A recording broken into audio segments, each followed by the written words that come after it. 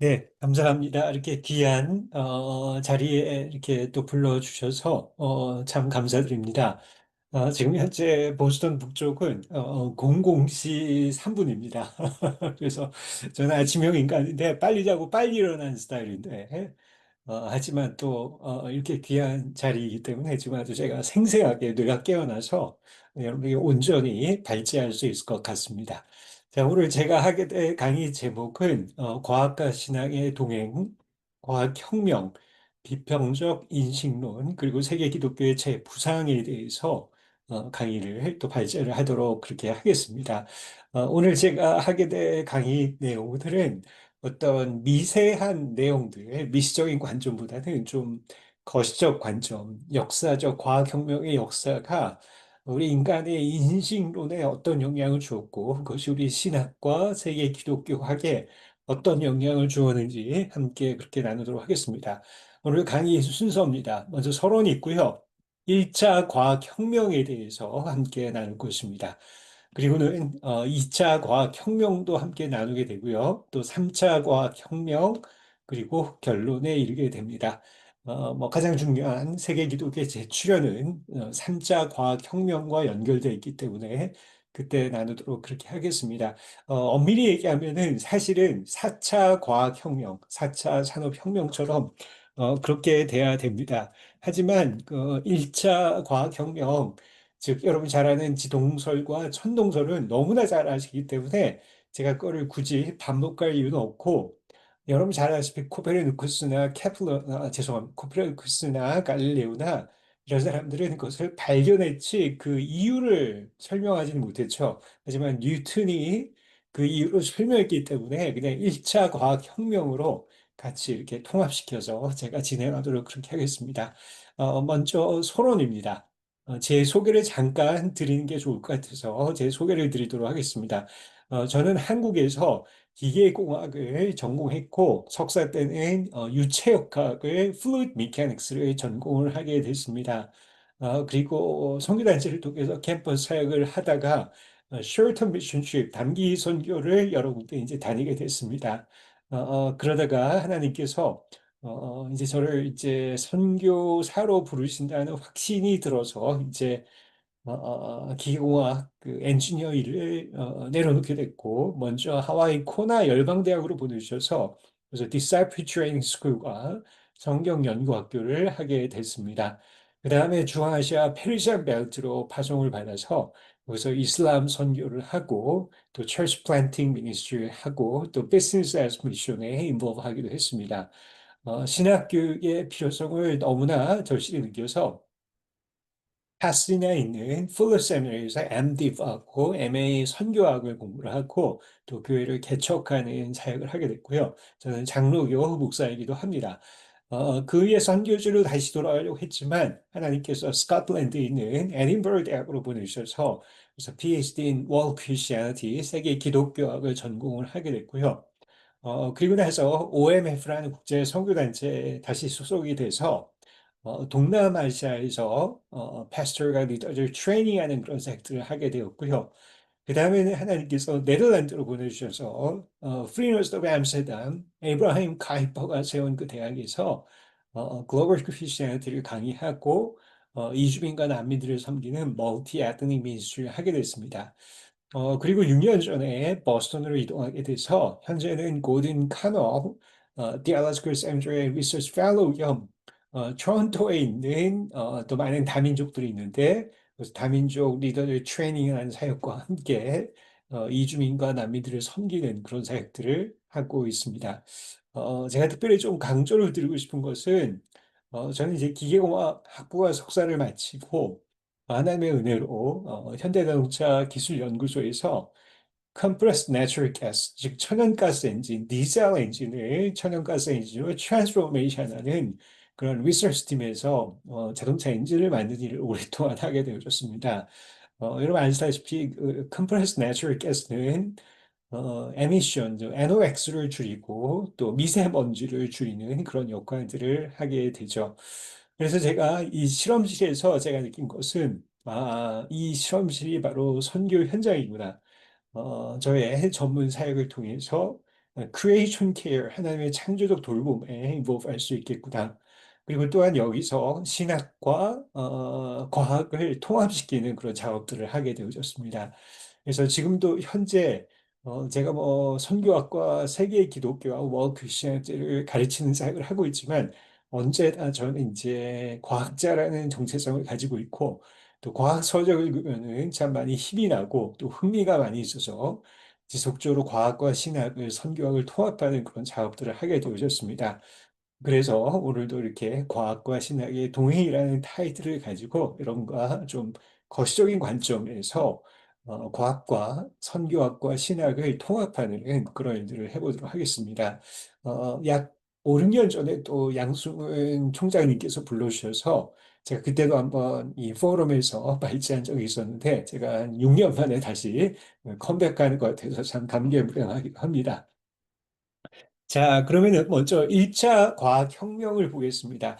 여러분, 제가 말씀드린 것처럼 저는 이제 미시적으로 들어가진 않고 좀 거시적으로 볼 것입니다. 그렇기 때문에 여러분들이 이미 잘 아시는 내용이기 때문에 제가 여러분들이 알기 쉽게 정리를 하고 이것이 신학의 어떤 인식론에 어떤 영향을 미쳤는지 거기에 이제 초점을 주도록 하겠습니다. 먼저 1차 과학혁명은 뉴턴의 클래시컬 피직스, 고전 역학입니다. 그럼 뭐 잘 아시다시피 때문에 제가 이거를 뭐 계속 길게 설명할 필요는 없다고 생각합니다.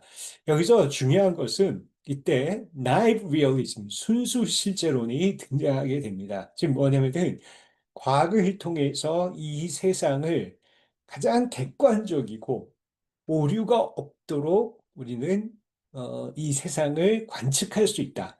그리고 또한 아이작 뉴턴의 이 법칙에 의하면은 물리 법칙에 의하면은 이 세상의 모든 현상을 우리가 예측할 수 있다. F 있고 MA 집어넣으면 우리가 모든 현상을 예측할 수 있다. 즉 다시 말해서 cause and effect가 있지 않습니까? 원인과 결과가 있기 때문에 우리가 이 원인을 바꾸면 우리가 원하는 결과를 얻어낼 수 있도록 세상을 우리가 컨트롤, 오퍼레이팅 할 수 있다. 우리가 유토피아로 만들 수 있다. 그렇기 때문에 신의 존재를 부인하는 건 아니지만 하나님이 살아계신다는 건 알지만 하나님 없이 인간이 과학과 인간의 이성을 통해서 이 세상을 컨트롤할 수 있고 원하는 대로 유토피아를 만들 수 있다는 이신론이 등장하게 됩니다. 즉 다른 말로 결정론적, deterministic 또는 mechanical worldview가 또 나오게 되죠. 그래서 우주는 하나님이 처음 작동시킨 뒤 고정된 법칙을 따라 움직이는 하나의 그 기계로 해석을 하게 됐습니다. 그래서 이 나이브 리얼리즘을 조금 더 우리가 들여다보면은 인간은 바이어스 또는 culture, 월드에 영향을 받지 않고 세상을 지극히 오브젝티브하게 객관적으로 인식할 수 있다. 그렇기 때문에 자기가 보고 해석하는 것이 하나님의 해석과 일치한다고 믿은 것이죠. 그래서 신학 역시 영향을 받아서 우리가 해석하는 이 신학이 곧 하나님의 진리고 보편적인 진리다라고 철석같이 믿었습니다. 자, 그래서 이 시대에 이제 본격적인 식민지 진출을 하고 식민주의와 함께 선교를 서구 선교사들이 하게 됩니다. 그래서 인도네시안 예를 들면은 이 네덜란드 화란 개혁교단의 선교사들입니다.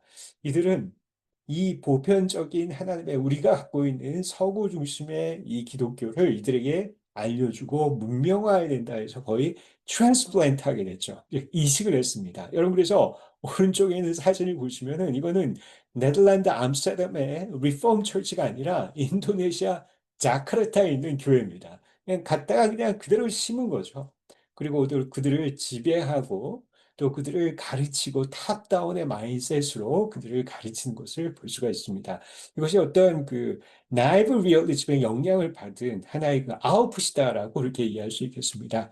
로마 카톨릭도 뭐 예외가 아니죠. 여러분 이거 보시면은 사람만 지금 베트남 사람이지 거의 모든 스트럭처나 라틴 매스, 즉 미사나 이런 모든 것들이 사람만 베트남 사람이지 거의 로만 캐톨릭의 라티니즘이 거의 트랜스플란트, 이식된 것을 우리가 볼 수가 있습니다.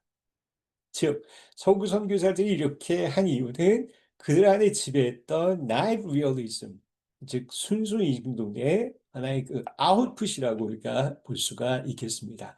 그래서 다시 한번 정리를 드리면은 이때 세계관은 mechanical 또는 deterministic worldview, 결정론적 세계관. 우리가 모든 것을 다 예측하고 우리의 뜻대로 우리가 원하는 이 세상을 우리가 operating 할 수 있다.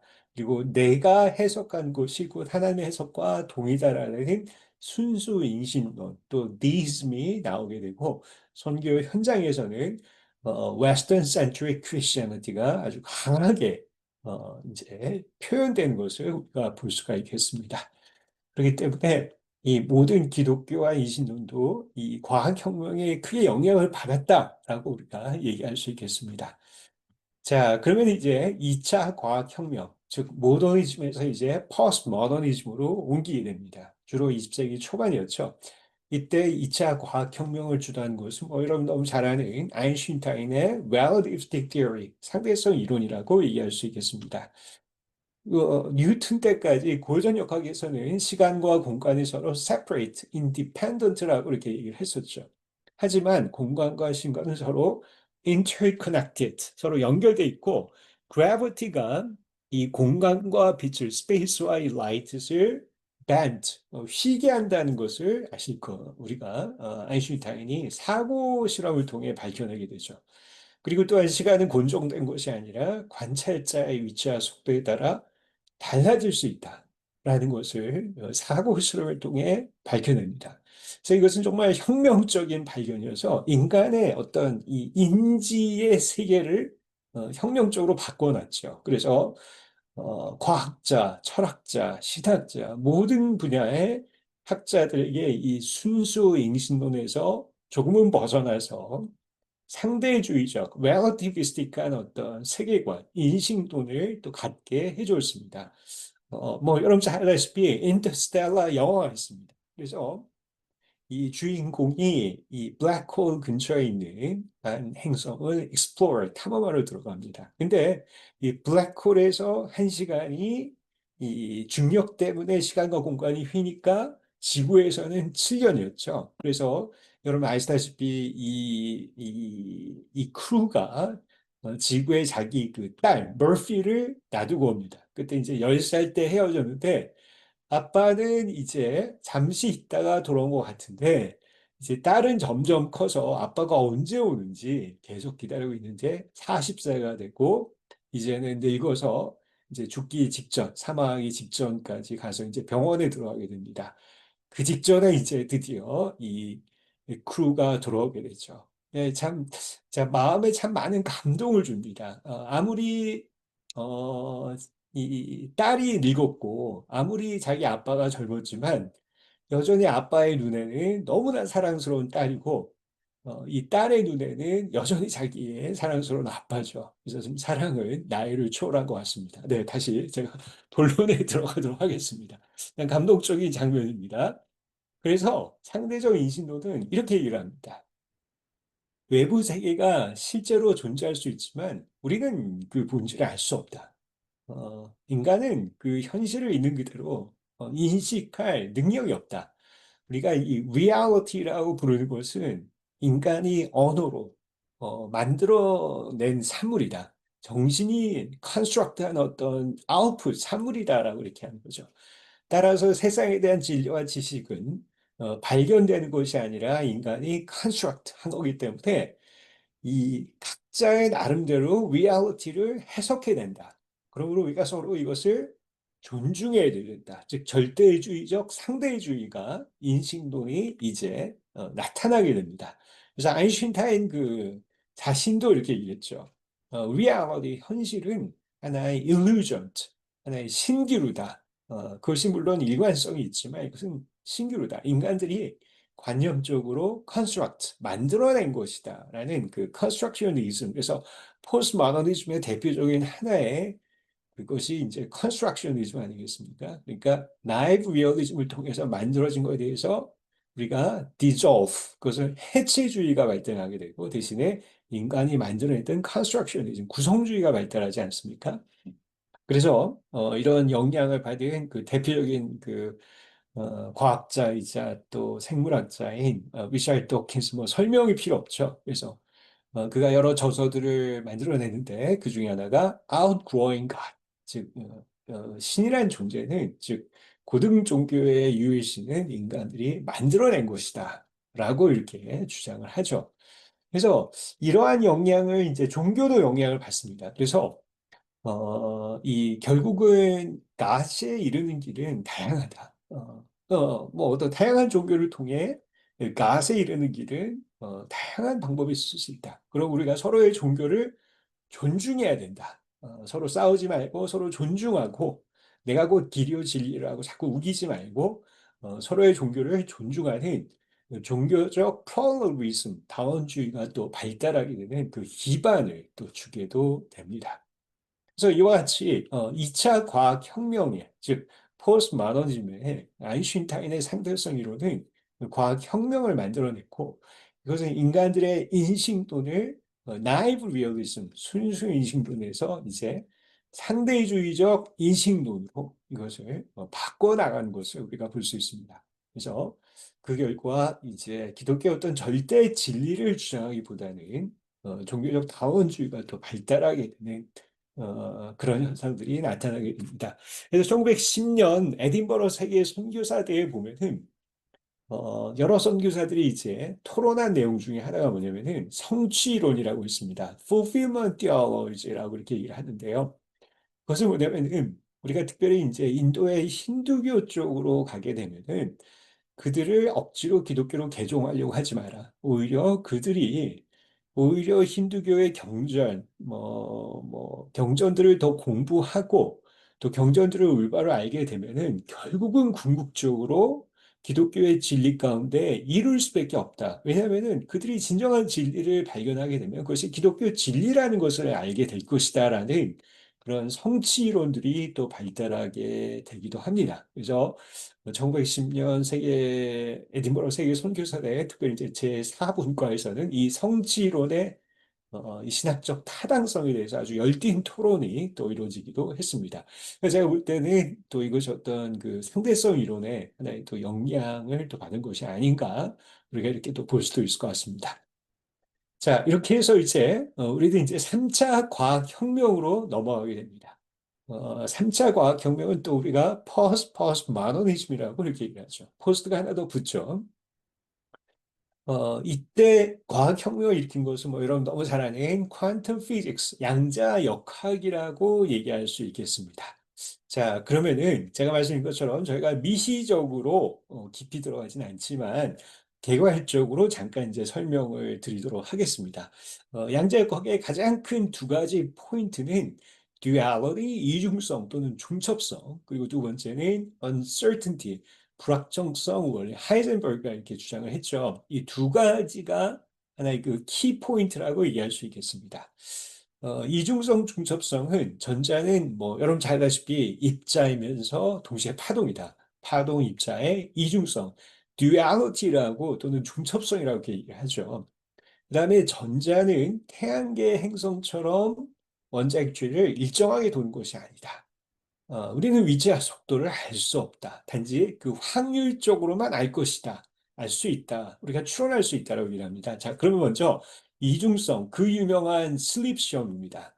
제가 이미 말씀드렸기 때문에 간단하게 다시 정리를 하면은 여러분 알다시피 관짝자가 관찰하면은 입자가 되고 전자가 관찰하지 않으면은 이 파동 현상이 난다.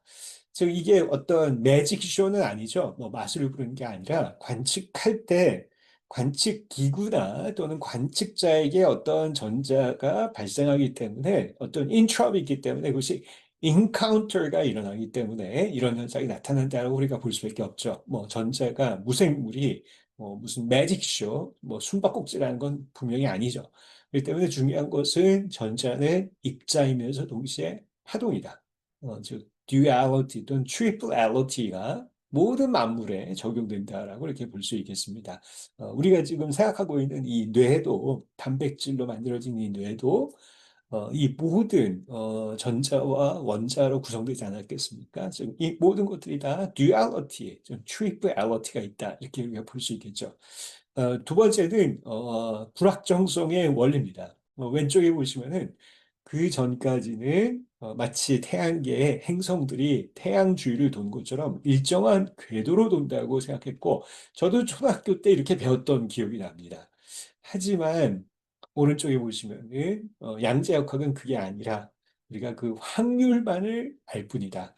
확률적으로 전자가 여기에 아마 존재할 것이다라고 해서 이 방정식을 또 그 하이젠베르그가 세우지 않았습니까? 그래서 오르비터, 전자 구름 안에 어딘가에 거기 꼭 있다는 법은 없죠. 그렇기 때문에 우리가 정확한 위치를 알 수 없다.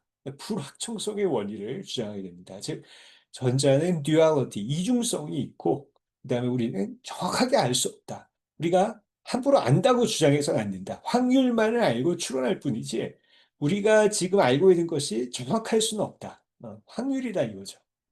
자, 그래서 이 과학혁명, 3차 과학혁명, 즉, 이 퀀텀 피직스는 이제 나이브 리얼리즘도 아니고, 그다음에 상대주의적 인식론이 아니라 우리에게 크리티컬 리얼리즘, 비평적 인식론을 우리로 하여금 다시 한번 생각하게 합니다. 지금 뭐냐면은 객관적이고 독립적인 현실은 분명히 존재한다고 믿습니다.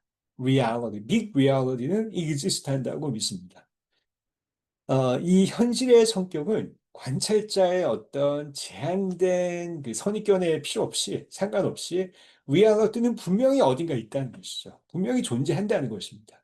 하지만 그 위아래뜨를 우리가 관찰할 때, 우리가 이것을 인지할 때는 각 개인이 가지고 있는 세계관, 바이어스 또는 트라디션 환경에 의해서 그 인지하는 과정은 제한적일 수밖에 없다. 즉, 다시 말해서 인간이 어떤 진리를 알아가려고 노력하지만 인간은 부분적으로밖에 알 수 없다라는 것이죠. 즉, 우리는 partially realities, 많은 reality들을 해석할 뿐이지 big reality까지는 도달하지 못할 수도 있다라고 얘기를 하는 것입니다. 그걸 좀 더 쉽게 설명을 드리면은 여기 빅 리얼리티에서 완벽한 완전한 객관적 진리죠. 하지만 인간은 제한된 어떤 세계관 또는 제한된 어떤 편견, 환경적 그 제한된 요소가 있기 때문에 리얼리티가 이게 multifaceted 다면체라고 하면은 그 주관성을 가지고 그 일부밖에 해석을 못 해낸다 이거죠. 그래서 우리가 인간이 만들어낸 것을 realities 아주 small realitys지만 주관성에 의해서 발견하거나 찾아낼 수밖에 없다. 그렇죠. 그래서 인간을 이렇게 겸손하게 해주는 것이 바로 또 비평적 인식론이라고 얘기할 수 있겠습니다. 즉, critical epistemology라고 얘기할 수 있겠죠. 그러니까 이해를 쉽게 하기 위해서 여러분이 잘 아는 그 코끼리 장님 비유가 있습니다. 예, 장님들에게 이 코끼리라고 알려주지 않고 와서 터치, 만져보라고 얘기를 합니다. 그러면은 이 장님들이 이 blind people들이 이 elephant, 이 코끼리를 자기가 만져보고 해석을 하게 됩니다. 자, 그러면은 그들은 자기가 만져본 것 그 한 면을 보고 코끼리는 이렇다라고 단정을 하죠. 그래서 여러분 잘 아다시피 어떤 사람은 이 트렁크를 만졌습니다. 트렁크. 죄송합니다. 제가 이게 영어로 계속 강의를 하다 보니까 제가 좀 그냥 영어로 계속 쓰는데 여러분들 그냥 양해해 주셨으면 좋겠습니다. 그래서 아마 꼬리인 것 같죠? 그래서 이게 부드러운 거 보니까 이 장님은 코끼리가 아마 뱀 같은 것 같다 이렇게 얘기합니다. 그리고 어떤 사람은 코끼리 귀를 만졌는데 코끼리가 엄청 크지 않습니까? 이거는 선풍기 같아, 팬 같다라고 얘기를 하고 근데 어떤 사람은 이제 다리를 만져보는데 이것은 무슨 그 기둥 같다, 나무 기둥 같다라고 얘기하고 측면을 만져본 사람은 너무 이 피부가 딱딱하니까 이거는 뭐 벽 같다라고 얘기하고 그다음에 꼬리를 만져보면 꼬리가 또 여기 나오면 죄송합니다. 무슨 로프트 같다라고 얘기하고 그다음에 이제 이 뿔을 만져본 사람은 와 정말 딱딱한 창 같다라고 이렇게 자기 나름대로 해석을 합니다. 그리고 그것이 코끼리라고 단정을 해버리죠. 하지만 코끼리가 빅 리얼리티라고 얘기를 하면은 이들이 경험하고 터치한 것은 리얼리티죠. 그러니까 none of that is good enough. 어떤 사람도 충분하지 않습니다. 그러면은 이 사람들이 가져야 될 태도는 비평적 인식론이라는 것이죠. 내가 제한적으로밖에 코끼리를 알 수 없구나. 그러면 우리 같이 모여서 딴 사람의 얘기를 들어봐야 된다. 나는 이 부분밖에 보지 못했는데 딴 사람들은 다른 facets, 다른 다면을 보지 않았을까? 같이 모여서 learning community, 오픈 포럼을 만들어서 서로 비난하지 않고 얘기를 들을 때, 아, 우리가 그것을 모았을 때, 이런 피스들을, 모자이크들을 모았을 때, 컬렉팅 했을 때, 우리가 어떤 하나님의 절대적인 진리에 이룰 수 있지 않느냐라는 것이 비평적 이진론이 가지고 있는 좋은 장점입니다. 그러면 이것을 우리가 신학에 한번 어플라이를 해보면은 그 예수 그리스도 남이라고 얘기할 수 있는 그 위대한 사도 바울 역시 자기는 I know in parts, I know in part. 나는 부분적으로밖에 알지 못한다. 즉 하나님의 진리가 big theology 또는 big truth라면은 내가 interpret 하는 것은 because of my limited worldview, because of my limited environment, 나의 지성의 제한과 나의 어떤 시각적인 제한이 있기 때문에 나는 theologies, 아주 조그만 거밖에 해석을 못한다. 이런 theology는 굉장히 많이 있다. 많이 있다라고 이렇게 할 수밖에 없는 것이죠.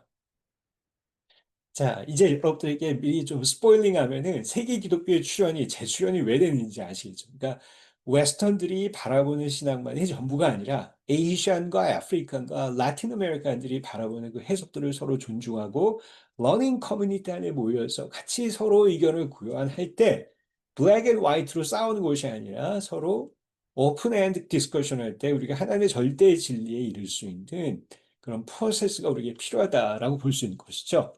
자, 그래서 여러분들이 그 어항 안에 있는 물고기를 한번 생각해 보겠습니다.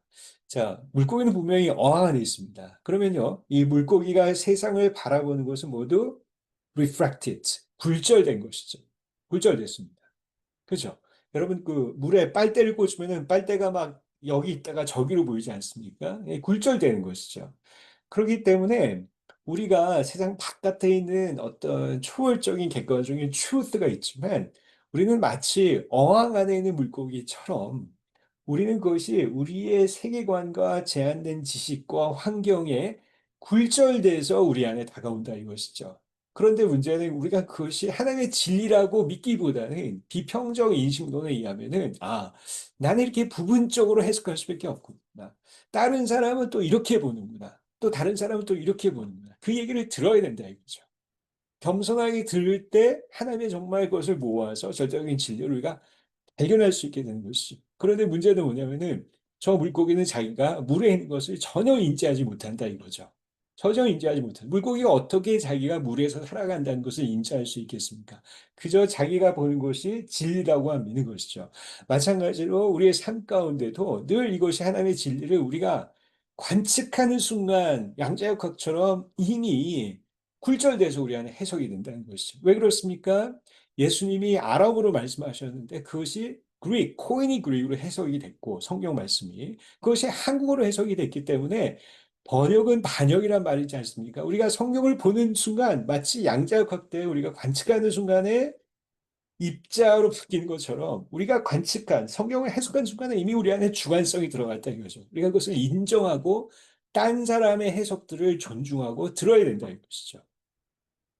자, 그래서 세계관이라는 것을 다시 한번 잠깐 부연 설명을 드리면은 worldview, 즉 world plus view의 combination word, 그러니까 합성어라고 이해할 수 있겠습니다. 찰스 크래프트라는 그 저명한 선교 문화유학자는 세계관이란 우리가 세상을 인식하고 해석하며 구조화하고 반응하는 데 사용하는 안경 또는 렌즈라는 얘기를 했습니다. 제가 인용을 했는데요. 한번 예를 들어보면요. 각자가 바라보는 세상이 이렇게 다릅니다. 여러분, 이 지도는, 즉, 행성, 지구는 변함이 없죠. 하지만 이 지도는 지구에 대한 해석이라고, interpretation을 얘기할 수 있겠죠. 자, 이 지도는 어느 나라 사람들이 그랬을까요? 이 지도는 미국에서 그린 지도입니다. We are center of the world. 마가라고 얘기하죠. Make our nation great nation이라고 얘기하는데, 즉, 모든 사람들이 에프노센트릭하게 지구를 바라보니까 자기 나라를 정중앙에 위치를 시킵니다. 자, 그런데요, 오스트레일리아로 가보시면은 전혀 다르게 보고 있습니다. 이것은 업사이드 다운, 바뀐 게 아니죠. 그래서 보시다시피 오스트레일리아 같은 경우는 자기 나라가 중심에 있고 자기가 가장 위에 있는 곳으로 이렇게 해석을 하고 있습니다. 그리고 뭐 이 지도는 여러분 잘 아시겠지만 그 중국 사람들이 그린 그 지도고 We are center of the 중화, 중화 이렇게 얘기하지 않습니까? 우리가 세계의 중심이다라고 얘기를 합니다. 자, 그리고 이 지도 역시 뒤바뀐 건 아니죠. 우리 양수훈 총장님이 계신 나라와 좀 비슷한 나라인데 가까운 나라인데 사우스 아프리카에서 이렇게 사용하는 지도로 이렇게 알려져 있습니다. 이게 뒤집힌 게 아니죠. 사우스 아프리카, we are center of the world. 그러니까 다시 말해서 the planet Earth is never changed. 그 지구는 변함이 없습니다. 하지만 interpretation of the Earth, 지구를 해석하는 거는 보시다시피 이렇게 다양할 수 있습니다. 왜? 세계관에 따라서. 그러면 누가 옳고 누가 틀리냐 이게 아니죠. 각자의 나름대로 제한된 시간 내에서 ethnocentric한 perspective에서 지구를 해석하기 때문에 이런 다양한 지도가 나온다 이것입니다. 자, 그러면은 이제 저희가 했던 이 세 가지 인식론을 다시 한번 정리를 해보겠습니다. 먼저 순수 인식론은 이 세상에 리얼리티가 존재한다. 그리고 내가 해석하는 small reality가 곧 reality라고 철석같이 믿는 것이죠. 이게 순수 인식론이죠. 내가 해석하는 신학이 곧 하나님의 절대 보편적 우주적 신학이다라고 이렇게 서구 중심적인 신학 사상들을 갖게 됐죠. 하지만 상대적 인식론은 이 세상에 빅 리얼리티라는 것은 없다. 대신에 작은 리얼리티가 수도 없이 많이 있다. 그리고 이 모든 small reality는 relative, 상대적이고 각자 개인의 제한적인 세계관에 의해서 shape, 바뀐다 이거죠. 바뀐다는 것입니다. 그리고 결국은 빅 리얼리티는 인간들이 구성, construct 해낸 것이다 라고 이렇게 생각하는 것입니다. 그러면 크리티컬 리얼리즘 20세기 3차 과학혁명을 통해서 양자역학이 우리에게 인식론에 관한 큰 충격을 준 그 산물로 나온 크리티컬 리얼리즘은 어떤 것이냐? 이 양쪽의 좋은 점을 다 따온 것이라고 얘기할 수 있겠습니다. 먼저 첫 번째는 비평적 인식론은 맞습니다. 순수 인식론이 주장하는 것처럼 이 세상의 리얼리티는 존재한다라고 믿습니다.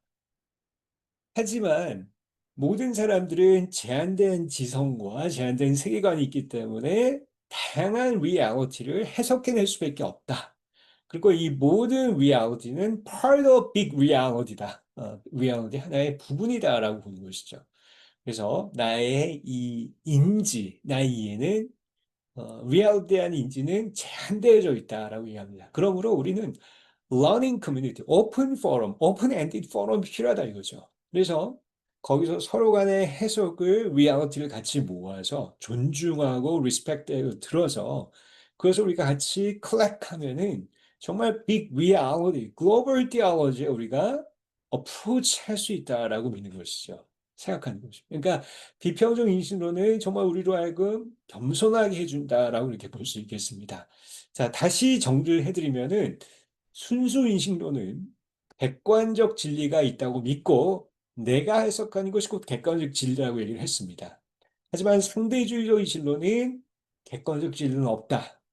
대신에 작은 리얼리티만 있을 뿐이다 했는데 비평적 인식론은 딱 in between 그 중간에 있습니다. 그래서 객관적 진리가 있다는 것을 믿습니다. 하지만 인간의 제한된 세계관으로 인해서 우리는 그 객관적 빅 리얼리티의 일부밖에 해석할 수 없다라는 상대주의적 인식론의 입장을 취하게 됩니다. 양쪽 입장을 좋은 것들을 취하게 되죠. 이게 critical realism, 비평적 인식론이라고 얘기할 수 있겠습니다. 자, 이제 여러분들이 잘 이해가 되셨으리라 이렇게 생각하고 이미 잘 아시는 내용이라 이렇게 생각을 합니다. 자, 다시 한번 정리하면은 이제 3차 과학혁명, 즉 양자역학이 우리에게 갖다 준 것은 뭐냐면은 duality, 우리가 어떤 사물에 이것이다라고 단정할 수 없다 이거죠. 우리가 일부만을 볼 수 없다 이거죠. 일부만을 보는 multifaceted, everything is multifaceted. 모든 물체는 모든 사물은 다 다면성이 있다는 것이죠. 그래서 우리가 보는 것이 전부다라고 함부로 얘기해서는 안 되고 다른 사람은 또 다른 것을 볼 수 있다라고 이렇게 생각하는 것이죠. 자, 그래서 이 양자역 거기 우리로 하여금 이제 다중성을 알게 했고 또한 불확정성을 알게 했죠. 내가 아는 것이 맞지 않을 수도 있구나. 내가 추론하는 것이지 이것이 맞다라고 I know that이라고 함부로 얘기할 수 있는 것이 없는구나. 왜냐하면은 전자가 꼭 거기 있으라는 법이 없는 것처럼 내가 이 확신하는 것이 꼭 그렇지 않을 수도 있겠구나라는 그런 겸손한 마음들을 우리에게 안겨주게 됩니다.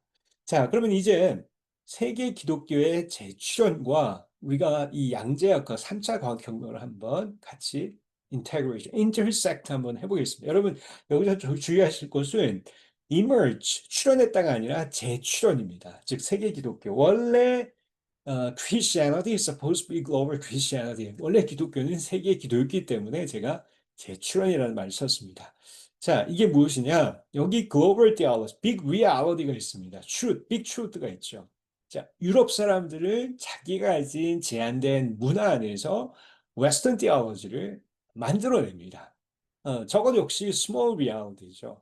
그 다음에 북미 사람들은 캐나다나 미국 사람들은 이렇게 또 자기 North American theology를 만들어내고요.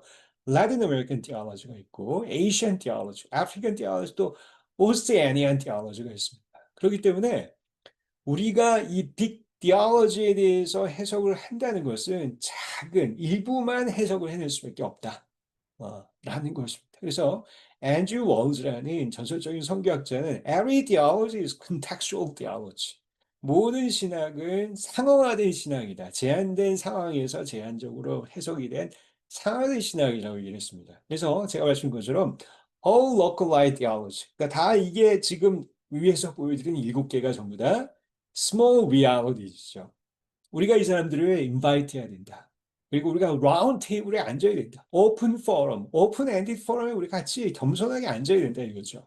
그래서 우리가 러닝 커뮤니티를 만들어서 서로가 해석한 것을 리얼리티를 서로 나눌 때 그것을 피스트를 컬렉하고 모자이크하게 되면은 그러니까 하나님의 진리를 더욱더 깊이 알아갈 수 있게 된다. 이제 이렇게 우리가 볼 수 있는 것. 그렇기 때문에 이런 3차 과학혁명, 양자역학을 통해서 우리로 하여금 비평정 인식론을 안겨준 그 비평정 인식론이 결국은 세계 기독교, 글로벌 티올로지 해석할 수 있는 하나의 way, 하나의 그 방법을 또 우리에게 제시해줬다. 이렇게 이해할 수 있겠습니다. 아까 제가 말씀드렸죠. 세계 기독교의 재출현, 즉 출현이 아니라 재출현입니다. 왜냐하면요. 여러분 사도행전이나 그 1세기의 속사들이 남긴 기록들을 보면은 예루살렘 교회가 있고 안디옥 교회가 있었는데 이제 서쪽의 로마, 유럽 쪽으로 바울과 바나바가 파송이 되고 많은 사람들이 또 파송이 되죠. 또 마가는 이집트에서 또 궁전 내시는 빌립에게 침례 내지 세례를 받았던 궁전 내시는 또 이디오피아 복음의 씨앗이 되죠. 교회가 세워지게 됩니다.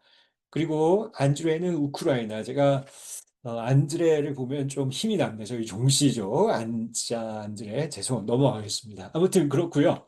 그 다음에 바돌로메는 아르메니아로, 유다 시몬은 페르시아로, 인도에는 이제 도망한 것은 여러분 잘 아시죠. 그렇기 때문에 여러분 이 크리스티애니티는 이 로마 제국 전체와 로마 제국을 넘어서서 페르시아와 인도와 중국까지 들어가게 되는 것이죠. 그렇기 때문에 크리스티애니티는요 시작부터 supposed to be global Christian, world Christian, 원래 world Christian이었습니다.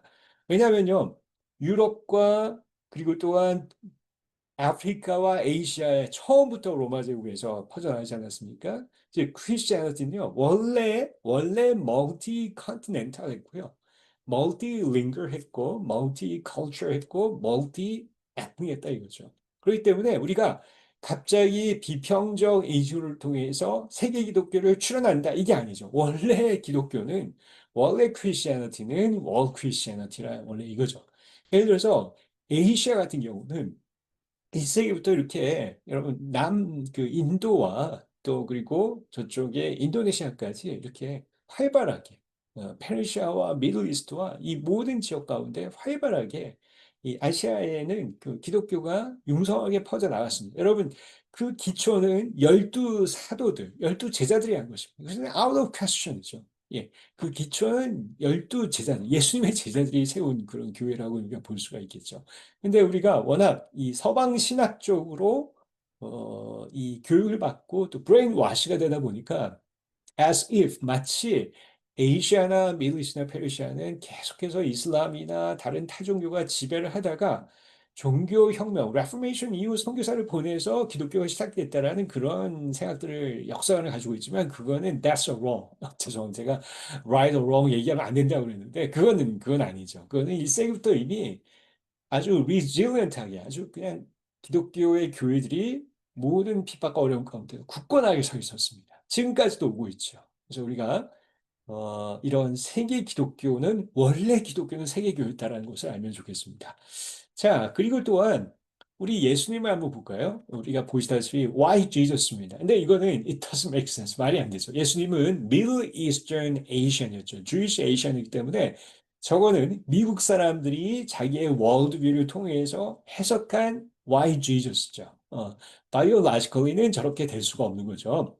그리고 인도네시아 바탐에 있는 사람들입니다. 이 사람은 The Fisherman, Christ and Fisherman이죠. 반바지 입으신 우리 예수님. 인도네시아 사람들이 볼 때는 이렇게 또 예수님이 해석이 되는 것이고요. 그다음에 Korean 지졌습니다. 베드로가 물에 빠지자 예수님이 건져주시고 예수님의 선비 예수님의 가르침에 놀라더라. 그리고 또 예수님 돌아가실 때 두 명의 마리아, 어머니와 또 다른 마리아죠. 그래서 한국적으로 이렇게 표현을 했습니다. 그러면 이게 잘못된, 그렇게 말할 수 없죠. 잘못된 것이라고 위한 것이 아니라 한국인들이 가지고 있는 세계관으로 이렇게 해석을 했다라고 볼 수 있겠죠. small reality라고 이해할 수 있겠죠. 또 중국인주의였습니다. 그래서 동방의 메사이, 동방 박사들이 찾아온 것을 이제 중국식으로 이렇게 표현을 한 것으로 보여집니다.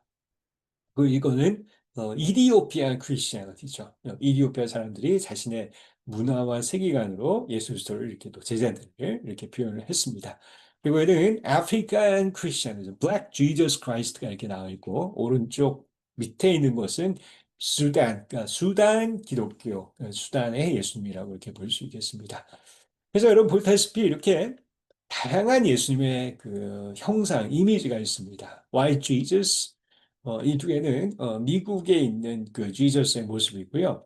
그다음에 이것은 그 에이시안 또 스리랑카에 있는 예수님의 모습이고요. 이것은 동방에 있는 예수님의 모습이고 이것은 블랙 지저스라고 해야 수 이것은 컴퓨터 그래픽으로 만든 지저스 이미지라고 볼 수 있겠습니다. 여러분 뭐 이미지 이거 아시죠? 그래서 나름대로 여러 학자들이, 고고학자들이 자료들을 다 모아서 예수님의 모습이 어떨 것인가 그려보라라고 해서 만들어낸 건데, 이제는 뭐 AI가 또 그려주지 않을까 생각을 합니다. 그래서 분명히 biologically Middle Eastern Asian이기 때문에 Why Jesus는 아닐 수는 있겠죠. 하지만 우리가 이것이 틀렸다고 이해할 수는 결코 없는 것이죠. 왜냐하면은 각자 나름대로 각자 제한된 세계관 내에서 예수님을 바라보기 때문에 이런 아웃풋이 나왔다라고 우리가 볼 수가 있겠죠. 자, 그래서 이와 같이 예수님의 즉 하나님의 진리는 이렇게 변함이 없습니다. 변함이 없지만 하나님은 다양한 모습으로 인간들에게 나타나셨고, 인간은 자신의 제한된 문화와 자신의 제한된 언어 내에서 하나님을 예배하고 있습니다. 자, 이거는 뭡니까? 엘로힘이죠. 창세기 1장에 나와 있는 엘로힘입니다. 즉, 하나님은 이스라엘의 하나님이셨죠. 히브리인들의 하나님. 그리고 창세기 2장에 야훼로 나옵니다. 하나님은 이스라엘의 하나님이셨죠. 그리고 테오스로 나오죠. 하나님은 그리스 사람들의 헬라 사람들의 하나님이셨죠. 그 데우스로 바뀝니다. 하나님은 이 라틴 사람들의 하나님이셨고 God. 하나님은 영어를 사용하는 모든 민족들의 하나님이셨고 God. Das ist wunderbar Gott. Sprechen Deutsch. 이거는 독일 사람들의 하나님이죠. God. 그리고 운꾸루꾸루 이거는 사우스 아프리카 남아공에 있는 줄루 종족입니다. 줄루 종족은 하나님을 이렇게 부르죠. 운꾸루꾸루. We worship you, 운꾸루꾸루. We love you. 저는 이게 너무 좋습니다. 운꾸루꾸루죠. 그러니까 각자의 제한된 언어 내에서 문화 내에서 하나님을 찾고 부르는 것이죠. 자, 이건 샹티, 이건 승제입니다. 이 중국인의 하나님이시고 또한 가미사마, 소래와 이혼고노 가미사마 데스, 가미사마, 일본인들의 하나님, 그리고 또 이것은 뭐 한국인들의 하나님입니다. 디오스, 이건 라틴어의 하나님이고 알라가 있습니다. 여러분 알라 컨트로버시가 있는 건 알고 있는데 알라는 원래는 엘라, 즉 아람어로 번역이 될 때 엘라였고요. 이것이 4세기에 아랍어로 번역이 될 때 알라였습니다. 근데 7세기에 이제 마호멧이 이슬람을 창시할 때 그의 선생이 사무엘 모페스의 1차 자료에 의하면은 그 유명한 프린스턴 아시아 기독교사의 교수였던 그 사무엘 모페스 쓴 걸 보면은 이 모하멧이 이제 이슬람을 만들어낼 때 기독교의 많은 그 선생이 튜터가 기독교인이었기 때문에 많은 아이들을 빌려왔는데 나름대로 이제 차별화하기 위해서 삼위일체는 없애버리고 알라로 했는데 이 알라는 아랍어 성경에서 이미 엘라 아랍어 성경에서 발견된 이미 번역된 것을 그가 짜온 것이죠. 그렇기 때문에 알라는 지금 인도네시아나 말레이시아나 아랍어에서 아랍어 성경에서 알라를 쓰고 있습니다. 쓰고 있습니다. 그렇기 때문에 기독교인들이 알라를 끌어당긴 것이 아니라 이슬람들이 이 알라를 자기들이 하이제킹한 것이죠. 그렇기 때문에 인도네시아, 말레이시아 제가 선교학자로서 역사학자로 볼 때는 괜찮지 않을까 저는 그렇게 생각을 합니다. 그렇기 때문에 Revelation chapter 7 verse 10 한 것을 Every nation, tribe, people and language. 그래서 앤드류 월즈는 기독교가 pilgrim, 순례자의 에스펙트가 있고 또한 slave, 어떤 노예적인 에스펙트가 있다. 즉 뭐냐면은 하나님은 모든 문화에 초월하시죠. global Christianity죠. 하지만 하나님은 이것을 big reality라고 할 수 있습니다. 하지만 하나님은 철저하게 성육신하셔서 특정 종교와 죄송합니다. 종교가 아니라 특정 민족과 언어 가운데 하나님이 자신이 성육신, 인카네이션 하셔서 그들이 그들의 나름대로 제한된 문화와 언어 가운데 하나님을 예배할 수 있는 그 길들을 열어주셨다라고 이렇게 볼 수가 있겠습니다. 그래서 이와 같이 세계 기독교라는 것은 비평적 인식론을 통해서 우리가 재출현됐다. 그것이 기독교의 원래 모습이었던 원 크리스천의 모습을 우리가 다시 회귀한다라고 저는 이렇게 볼 수 있다. 이렇게 주장하고 있었습니다. 자, 이제 제가 결론을 이제 짓도록 그렇게 하겠습니다. 여러분, 제가 아까 말씀드렸죠. 우리가 성경을 해석합니다. 그러면 여러분들이 의문을 가질 수 있을 것입니다. 아니, 그러면은 성경은 절대적 진리가 아닌가? 그러면은 계속해서 리얼리티가 없다라고 얘기하는 것은 비평적 인식론에서 분명히 성경이 계시가 되어 있는데 왜 저 발제자는 계속 우리가 부분적으로밖에 해석할 수 없다고 이렇게 얘기를 하지? 자, 이렇습니다. 여러분, 구약은요, BC 10세기부터 그리고 또 포로 귀환까지 거의 뭐 1세기에 넘게 걸쳐서 구약이 다양하게 쓰여졌고 1세기에 걸쳐서 쓰여다 보니까 언어의 변천, 히브리어의 변천도 있었죠. 그리고 또 일부는 아람어도 쓰기도 하고 그리고 그 장소는 Ancient Near East였습니다. 그리고 히브리어로 먼저 써졌다가 나중에 LXX 70인역이 번역되면서 코인이 그리로 또 트랜슬레이션이 되죠. 그리고 뉴 테스트먼트는 분명히 예수님께서 사복음서 같은 경우는 아람어로 말씀하셨는데 이제 제자들이 코인이 그리로 그것을 번역하였죠. 그리고 그 환경은 브래크론 엠파이어였습니다. 그런데 우리는 21세기에 있고 미국과 한국 저기 또 저기 우리 양 총장님은 아프리카 남쪽에 계십니다. 그러면 엄청난 타임 갭이 있고 엄청난 랭귀지 갭이 있고 엄청난 지오그래피컬 갭이 있습니다. 그렇기 때문에 우리가 어떤 성경을 한글 성경을 보는 그 순간에 양자역학에서 우리가 관측한 순간에 얘가 입자로 바뀌는 것처럼 우리의 주관성이 들어갈 수밖에 없는 거죠. 성경에 있는 그 순간에 우리의 주관성이 들어갈 수밖에 없다는 것을 우리는 인정해야 됩니다. 왜? 우리가 아람어로 보는 게 아니잖아요. 그죠?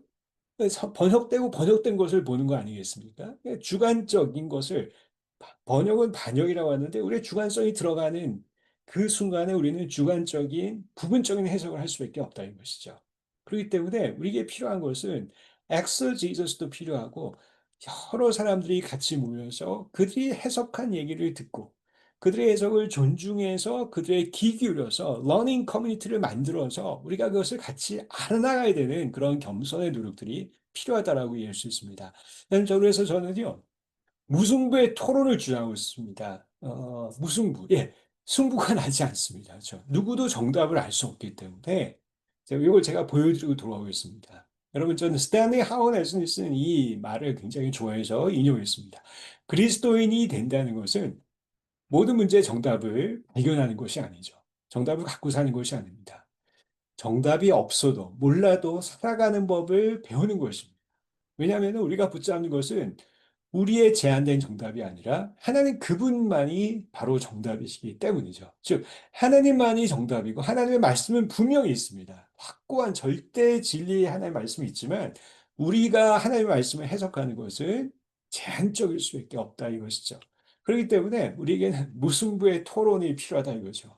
누가 이기냐 지냐가 아니죠. 그래서 제가 조심스럽게 말씀드리고 싶은 것은 창조로 오픈 포럼의 이 히링, 그러니까 토론이 과열될 때, 이 어택, 공격하는 그런 어떤, 어, 말이나 이런 거 우리가 좀 조심해야 되지 않을까 생각합니다. 왜냐하면은 제가 알고 있는 것은 제한적이지 않습니까? 이게 지금 6이냐 9냐 이것을 가지고 싸우면은 그거는 네가 틀렸다, 블랙 앤 화이트로 나가서라기보다는 이쪽에서 보면은 6으로 보고 이쪽으로 보면 9로 볼 수 있지 않습니까? 그래서 우리 안에 무승부의 토론이 필요하다 이거죠. 그러니까 이기려고 하는 것보다는 무승부로서 저 사람은 어떻게 해석을 할 것인가 그것을 받아들이고 존중하는 태도가 창조는 오픈 포럼에서도 이루어지기를 바라는 마음에서 제가 말씀드렸습니다. 여러분 우리가 미디어에 큰 영향을 받습니다. 한번 보십시오. 지금 저 위에 팩트는 오른쪽에 있는 사람이 왼쪽에 있는 사람을 칼로 공격하려고 합니다. 그러니까 거의 살인 미수죠. 그런데 미디어를 보십시오. 미디어가 셀렉티브하게 선택적으로 저 검은색 장면만 찍으면 어떻게 되죠? 완전히 180도 바뀝니다. 이 왼쪽에 있는 사람이 오른쪽에 있는 사람의 살인 미수로 보이는 것이죠. 그렇기 때문에 우리가 어떤 다른 사람을 통해 내가 주관적으로 해석한 것이 맞다라고 우기기보다는, 맞다라고 주장하기보다는, 아, 내가 전체적인 그림을 보는 것이 제한되어 있기 때문에 다른 사람들은 어떻게 생각했는지 내가 들어야 될 필요가 있겠구나. 라는 그 러닝 커뮤니티 안에 오픈 엔드의 마음을 가지고 우리가 나가야 된다 이것이죠. 음. 더군다나 저는 제가 에딘버러 대학에서 바이블 트랜슬레이션 성경 번역을 전공했습니다. 그렇기 때문에 어떤 히브리어 헬라어에서 중국어와 한국어로 번역할 때 정말 번역이 무궁무진합니다. 그 번역된 것은 다양할 수 있기 때문에 내가 함부로 이 번역이 옳다라고 말해서는 안 되는 것이죠. 그렇기 때문에 영어 성경도 우리가 NIV, ESV 얼마나 많은 그런 바이블이 있습니까? 우리가 서로의 바이블 버전들도 존중해야 될 필요가 있죠. 자, 이런 면에서 한번 보시죠. 야, 이 사자는 정말 이 아주 어, 짐승만도 못하네. 짐승이니까 그럴 말할 필요가 없네요. 어떻게 자기 새끼를 저렇게 먹어치울 수 있는 것인가, 엄마가. 이렇게 미디어나 책을 통해서 볼 때 이 사자는 나쁜 놈이다라고 단정해서는 안다 이것이죠. 다른 측면을 볼까요? 이 사자는 하이에나 공격이나 다른 맹수들의 공격에서 자기 새끼를 안전하게 보호하기 위해서 자기의 은신처로 지금 데려가는 것입니다. 선한 목적으로 데려가는 것이죠. 그런데 여기서 한쪽 면을 보고 저 사자는 나쁜 놈이다. 다른 사람은 이면을 봤습니다. 아, 그렇지 않습니다. 저 사자는 좋은 사람. 뭐 좋다고 웃기는 소리 하지 마라. 그리고 공격하면서 너는 말도 안 되는 소리 하지 말라라고 그렇게 하기보다는 딴 사람은 저렇게 볼 수 있구나. 사자가 좋은 면도 있었구나. 그래서 저는 이 토마스 아퀴나스의 이 책을 좋아합니다. 이게 어거스틴으로 알려져 있는데 제가 찾아보니까 토마스 아퀴나스입니다. 여러분 너무나 잘 아는 얘기죠. 책 한 권 읽은 사람이 제일 무섭다. 그죠? 이 진짜 무섭습니다. 그죠? 어설프게 아는데 책이 들어와서 확 꽂힌 사람은 그게 진리라고 믿는 거죠. 근데 책을 쓴 저자는 자기의 주관적인 면을 가지고 쓴 거 아니겠습니까? 그러면은 다르게 해석할 수 있는 것들을 겸손하게 들어야 필요가 있죠. Homus unius liberty timao, 그죠? 라틴어로 하는 I fear the man of single book. 책 한 권 읽은 사람을 두려워한다. 그래서 많은 분들이 얘기할 때 저도 참 감사한 게 저도 한국에 있을 때는 보수적 그리고 굉장히 좀 근본주의적인 그 배경에서 자랐는데 하나님께서 제가 소개해드린 것처럼 여러 지역에 다니면서 여러 신학자들과 대화하고 많은 책들을 읽으면서 제가 이 박스에서 빠져나올 수 있는 그 은혜를 경험해서 제가 몰랐던 세계를 알게 되면서 하나님을 더 이렇게 깊이 또 넓게 알게 되는 그런 은혜들을 누리게 되어졌습니다. 그래서 여러분 이거 유명한 그림이죠? 리얼리티가 있습니다. 그러면 이게 원이냐 아니면은 정사각형이냐? 원이냐 정사각형이냐? 우리가 그거에 대해서 또 알교합니다. 그거는 보는 사람의 관점에 따라서 원이 될 수도 있고 보는 사람의 관점에 따라서 정사각형이 될 수도 있는 것이죠. 그럼 우리가 서로 싸우고 서로를 공격하고 하기보다는 오픈 포럼에서도 서로의 의견을 기울여서 듣고 그 사람들의 의견을 받아들여서 비평적 인식론이 필요하다 이거죠. critical will. 내가 해석한 것이 정말 맞는 것인가? 내가 이 아는 것이 정말 내가 맞는 것인가? 다르게 볼 수도 있겠구나. 라는 것을 우리가 겸손하게 인정하고 다른 사람의 의견을 들어볼 필요가 있다 이것이죠. 그래서 저는 마지막으로 아까는 이제 어거스틴의 인용을 해서 이 글로 제가 오늘 발제를 마치고자 합니다. 비평적 에이징론, 즉 3차 과학혁명은 우리에게 비평적 에이징론을 가르쳤는데 그것은 우리에게 위험한 기회일 수 있다. 오히려 다양한 신앙의 해석들을 우리가 받아들이고 포용할 수 있는 그 길을 열어줬다라고 생각을 합니다. 즉 양자역학이 우리에게 불확정성의 원리, 그리고 또 듀얼리티, 우리를 헷갈리게 하고 기독교의 진리를 흐리게 한다. 저는 그렇게 보지 않습니다. 오히려 그 양자역학이 우리에게 준 인식목적인 혁명, 다시 말해서 듀얼리티, 즉 내가 알고 있는 면에는 또 다른 면일 수 있겠구나. 중첩이 될 수 있겠구나. 나는 한 면밖에 모르는데 내가 보지 않는 사이에 파동으로 또 일어날 수 있겠구나를 알게 해주고 불확정성의 원리. 아, 내가 하는 것이 진리라고 말하기보다 내가 추론일 수 있겠구나. 다른 사람의 또 추론을 들어보면은 모아보면은 우리가 하나님의 진리를 더 깊이 알아갈 수 있지 않나. 이렇게 볼 수 있다 이거죠. 그래서 어거스틴 이렇게 얘기해요. Deus semper maior 라틴인데요. God is always greater. 하나님은 우리가 만든 캐로리보다 훨씬 더 크시고 우리가 만든 신학보다 훨씬 더 자유하시다는 거죠. 인간이 만든 작은 박스 하나는 결코 가치신 분이 아니시기 때문에 우리에게 순수 인식론도 아니고 상대적 인식론도 아니라 비평적 인식론이 필요한 거죠. 그리고 또 하나님은 모든 것들 안에 함께 하셔서 일하셔서 심지어는 우리가 교회를 초월하셔서 교회 밖에서 자연 계시를 통해 또 어떤 그 자연 계시와 뭐죠? Natural revelation and natural revelation 그런 자연 계시를 통해서도 얼마든지 하나님이 일할 수 있다라고 우리가 이렇게 어거스틴 얘기했는데 저는 참 이 인용을 되게 좋아하고 언제나 저로 하여금 이 인용구를 볼 때마다 비평적 인식론으로 다시 한번 돌아오게 이렇게 만들어줍니다. 어, 저에게 좋은 시간이 한 시간인데 제가 저번에 말씀드린 것처럼 이 강사의 팔복이 있습니다. 그래서 결국은 그 주어진 시간에 그 정확하게 끝내는 강사가 복이 있다니 이제 청취자들의 사랑을 받고 또 그것보다 조금 더 짧게 지금 제가 3분 빨리 끊으면요 강사는 또 복이 있나요? 저가 다시 초대를 받을 것이요 라는 그런 팔복이 있어서 제가 지금 57분에 이렇게 끝내도록 하겠습니다. 그럼 경청해 주셔서 감사하고요. 이어서 제가 마이크를 박준호 박사님께 넘기도록 하겠습니다. 감사합니다.